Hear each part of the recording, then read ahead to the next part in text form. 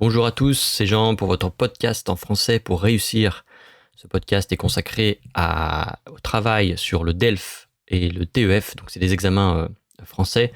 Donc on parle de techniques, comment se préparer, les meilleures façons de préparer un examen, surtout à l'oral, puisque c'est les parties en général qui posent problème.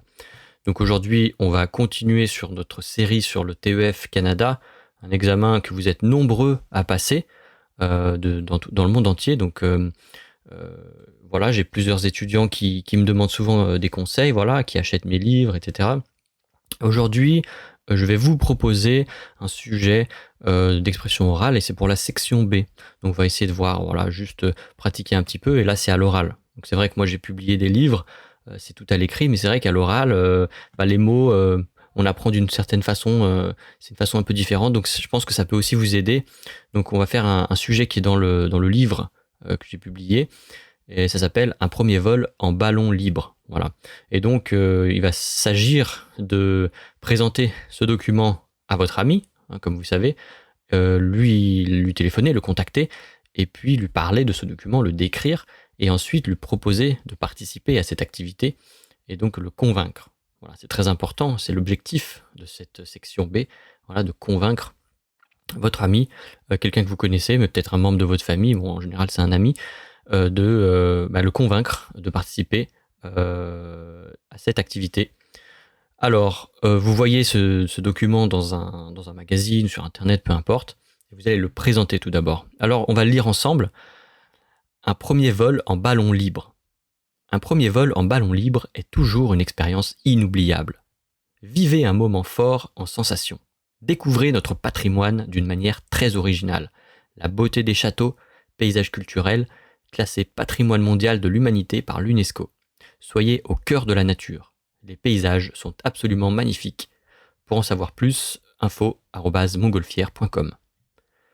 Alors, voilà, vous avez vu que c'est peut-être une aventure avec des paysages, voilà, on voyage un petit peu, la nature. Donc, vous avez peut-être pas compris tous les mots, c'est normal. Un premier vol, donc concentrez-vous sur les mots-clés, c'est important. Vol, donc vol, bon, vous êtes censé quand même connaître ça, tout dépend après le niveau que vous souhaitez avoir. Donc il y a vol, il y a ballon, un ballon et montgolfière. Donc ça, la montgolfière, c'est exactement le nom de ce type d'activité. Un gros ballon, on va mettre de l'air, on va faire chauffer avec un certain gaz, et le ballon va s'envoler. Et en dessous du ballon, on a attaché une nacelle. C'est une espèce de boîte, une grosse boîte, où les gens vont se placer pour voler avec le ballon. Et donc on va très haut dans le ciel et on profite des paysages. C'est très calme et c'est une expérience inoubliable, comme il l'indique. Voilà. Donc vous avez ce document, donc vous avez un voyage en montgolfière, ça s'appelle. Vous avez cette activité et vous allez proposer ça à votre ami. Alors vous allez déjà le contacter, vous allez lui dire bonjour, comment ça va, etc. Les formalités d'usage, voilà, la politesse, sachant que vous tutoyez votre ami, c'est important. On va tutoyer, on va pas vous voyer un ami. Quand on connaît quelqu'un, on le tutoie, voilà. Et donc vous allez décrire cette activité. Donc vous pouvez juste présenter ça et dire que vous avez vu ça et vous avez pensé que ça pourrait peut-être intéresser votre ami, ou que vous souhaitez y aller et que vous souhaitez qu'il vous accompagne, qu'il ou qu'elle vous accompagne, voilà. Ensuite, votre ami va bien évidemment répondre. Votre ami qui sera joué par l'examinateur, il va jouer le rôle de votre ami. Il va vous dire non, j'ai peur. Il va dire j'ai peur. Il va dire j'ai le mal de l'air, j'ai le vertige. S'il fait pas beau, s'il pleut, on va rien voir. Voilà, parce qu'en fait c'est pour voir les paysages. Il va dire que il préfère voir la nature de plus près. Il pense que c'est peut-être un peu cher. Voilà. Il pense que c'est trop lent, qu'il n'y a pas assez de sensations fortes. Voilà. Tout ça. Donc préparez-vous à toutes ces questions. Préparez-vous à toutes les arguments que votre ami va vous donner, va vous proposer. Et surtout, soyez organisé, d'accord? Soyez organisé dans la structure, comment vous allez répondre à la question, en fait. Donc, vous allez entendre un argument, vous allez proposer, donc, viens avec moi, votre ami va dire non. Et donc, vous allez dire, il va dire non, mais il va expliquer. Hein. En général, il explique, c'est pas juste non, il va dire non, j'ai peur. Voilà. Et vous allez devoir argumenter, vous allez devoir dire, oui, t'as peur, mais t'inquiète pas, moi je serai là. Il y a des guides, des moniteurs qui sont formés pour ça. Tout est organisé pour être en sécurité, etc. Donc, vous allez proposer un argument. Et ensuite, il va dire, non, je veux pas parce que c'est trop cher. Voilà. Et là aussi, vous allez développer un autre argument. Vous allez dire, oui, c'est trop cher, c'est vrai que c'est cher, mais si tu veux, on peut partager les frais. Voilà, on y va ensemble. Il y a peut-être des tarifs de groupe, on peut les appeler pour voir, etc.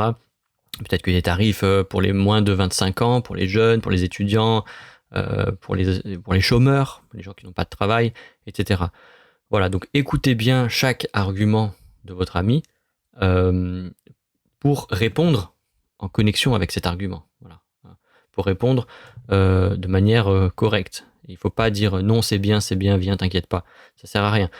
Connectez avec l'argument de votre ami et répondez-lui point par point. Hein, okay.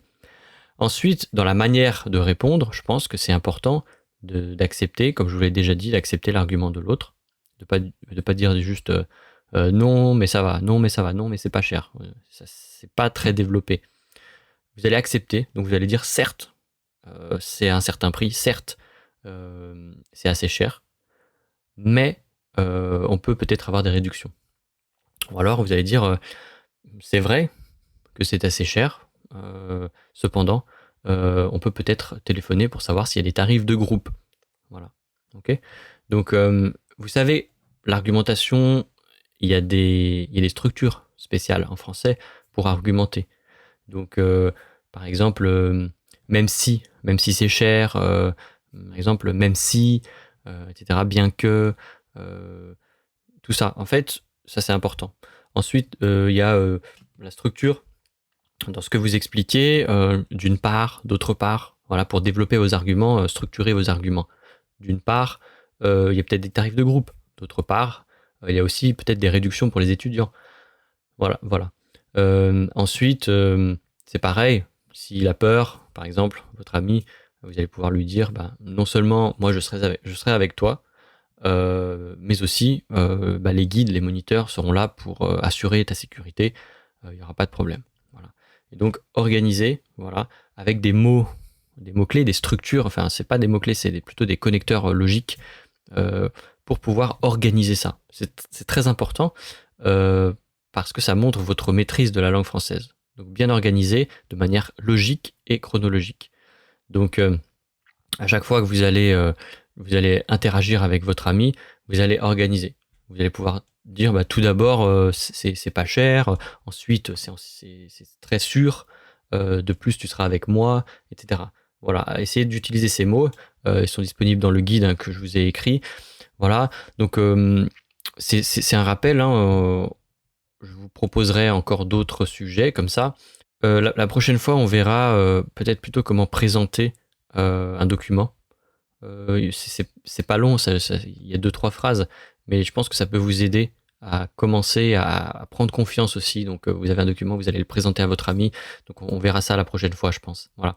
Donc si vous avez besoin de la transcription, elle est disponible bien sûr le site internet getsetfrench.com, disponible, c'est dans la description du podcast. Si vous avez aimé cet épisode, si c'est intéressant pour vous, si ça vous a aidé, n'hésitez pas à laisser un petit commentaire, mettre une note sur Spotify, Apple Podcast, Google Podcast. Ce sera très utile pour moi et pour les autres. Voilà. Je vous souhaite bon courage pour votre examen du TEF Canada et je vous dis à la prochaine fois.